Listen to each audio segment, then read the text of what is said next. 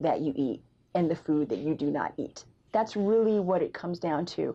And you can't chase pills, you can't chase shots. Those things help you while your body is burning your stored fat. But if you're taking appetite suppressants, you're taking pills, you're doing B12 shots, and you have no structure with your food, you're eating whatever you want, you still won't lose weight. I think I'm helping them take away evening desserts that somebody has fixed, whether it's the daughter or whatever, a cake or a pie, but that's made with real sugar, and they have something that they can substitute. And when they can do that, they're eliminating all the real sugar and all those extra calories, sugar calories, and then I see some weight loss.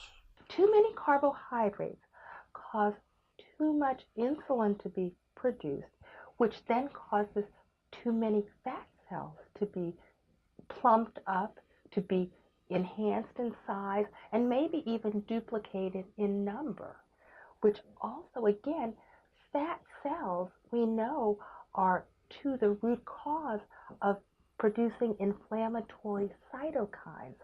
These are substances which basically cause disease in the body, affecting kidney, heart, liver, eyes, can affect any organ. They don't discriminate. Sugar is in everything. Worse than sugar is the high fructose corn syrup.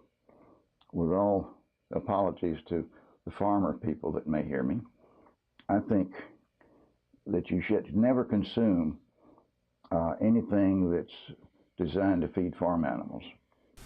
Alan Rader has a unique way of looking at carbohydrate intake. Alan says think teaspoons of sugar, not grams of carbohydrate. A teaspoon of sugar contains 4 grams of carbohydrate. There are 4 calories in a gram of carbohydrate, so a teaspoon of sugar contains 4 times 4, or 16 calories. 1 12-ounce Pepsi, 7.5 teaspoons of sugar. A Super Gulp, 35 teaspoons or more. White bread, 5. Grain bread, 2.5. Nature Valley granola, sounds healthy, doesn't it? 12 teaspoons of sugar. Oatmeal, 4.5 teaspoons of sugar per cup. Pasta, 6 teaspoons of sugar per cup. Reducing fat, in fact, had the effect of increasing the rates of obesity. I believe that the mechanism behind that was a corresponding increase in the amount of carbohydrates we were ingesting. For lunch, we always suggest having meat, vegetables, and fruits. And for dinner, meat, vegetables, and fruits. Now, and that's what will help you get down in your weight. Now, once it's time to maintain, if you stay with the 3 things that I originally said, which is going to the grocery store, bringing your lunch, and drinking your water, then you will have an opportunity to have a little more variety. But what I suggest is have your eating be more of a give and a take. So during the week, when it's usually boring, you eat the boring food. Eat your meat, your vegetable, and your fruit for your breakfast, lunch, and dinner. Then on the weekend, in social functions, then you have a lot more leeway. Those starches, as spaghettis and all that, the starches, there's a limit to how much starch a person can eat. There is no limit on how much sugar a person can eat, or candy, or things like that. And we know that all starches made with flour and glucose and so forth, they all are, when they're dissolved and absorbed into our bloodstream, they go in as sugar. And that sugar turns into triglycerides and is deposited in the liver, get fatty liver. And again, as sugar can be metabolized in the bloodstream directly into triglycerides, which go to and make fat. So you don't need to eat fat to get fat. If you eat a lot of sugar, you're going to get fat. Hunger and appetite are 2 different things. And we know, because I used to use the expression, hunger is when you can eat a box of frozen Brussels sprouts and it'd be okay. Appetite is I want something, okay? So in that vein, the appetite portion, or that drive to eat, may come, as we talked about earlier, with having a higher insulin level. that is stimulating them to want more to eat. You have to understand that we've had chemistry. We know what sucrose is. They don't. And so the public just blindly goes by and buys these. And I asked a friend of mine, and we got to talking about this. Why is there sugar in all these bars? The reason is people will not buy it more than once if it isn't loaded with sugar. The best diet doctors in the country all use the same diet. They all know each other, but they've never been to each other's offices, never compared notes, or swapped secrets. But everyone uses the same diet. At least the patients that come to my overweight clinic, they're averaging in the ballpark of 50 to 75 teaspoons of sugar per day.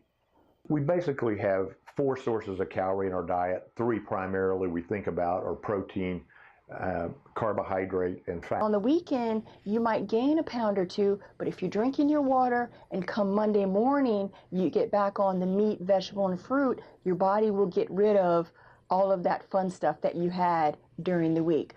And fat has 9 calories per gram. Alcohol has 7.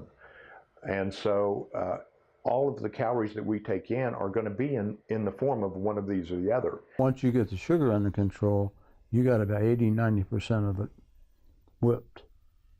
And when they see, when they come in here, they know that I'm going to have to be doing something different. I got to stop something. And they know that potato chips and all the other starchy foods, whether it's baked beans or mashed potatoes, spaghetti or pizza, they know they're going to have to give them up. That's a given. But they're not so sure. They don't want to know about sugar. Well, I don't know. And that's hard for them. But it's hard for everyone. Being proactive in your medical management will be so much more beneficial than being reactive when we may have to pile 6 drugs on to control your blood sugar.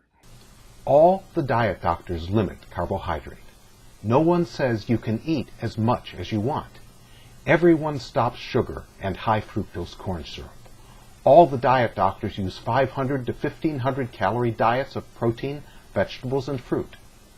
Everyone limits carbohydrate to limit fat storage. We call obesity a complex puzzle. Think of it as in 4 pieces: nutrition, metabolism, behavior, psychology. Now, if I fix your nutrition, there still may be some psychology issues that need to be addressed. In fact, in most patients there are.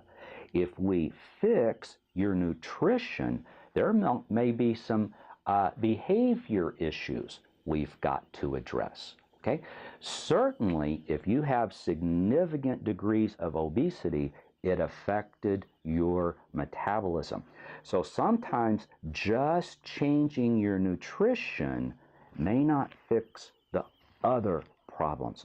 So we believe that the how of every overweight patient is very simple, but the whys are as numerous as the stars in the sky. When we look at structuring a diet for people, what we want to do is to get a diet that has a healthy mixture of protein, carbohydrate, and fat. What went on during the low-fat era was that people started saying carbohydrates didn't matter and flooding the diet with carbohydrates. Had they actually said at that point, you know, you could be eating a little more protein with a little less fat, you could be increasing your vegetable intake a little bit while you're decreasing the fat, but increase the percentage of protein in the diet as compared to carbohydrate. That's the key.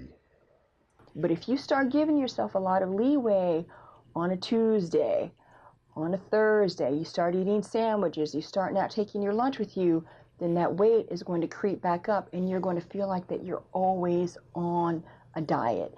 I mean, I wish everybody could eat whatever they want, whenever they want to. There are very few people who get to do that. Very few. Most of us have to have some sort of structure with our food. Otherwise, we're either going to be at a weight that we don't want or a weight that is actually very dangerous for us health-wise. When I was a kid growing up and young adult, and I was raising my 4 boys, we had 5-gallon boxes of ice cream in our freezer all the time. Well, who would take his turn at eating the sugar ice cream? Jerry. And then I started having a high cholesterol, and put two and two together. Hey, ice cream has fat, it has sugar, it ain't very good for me.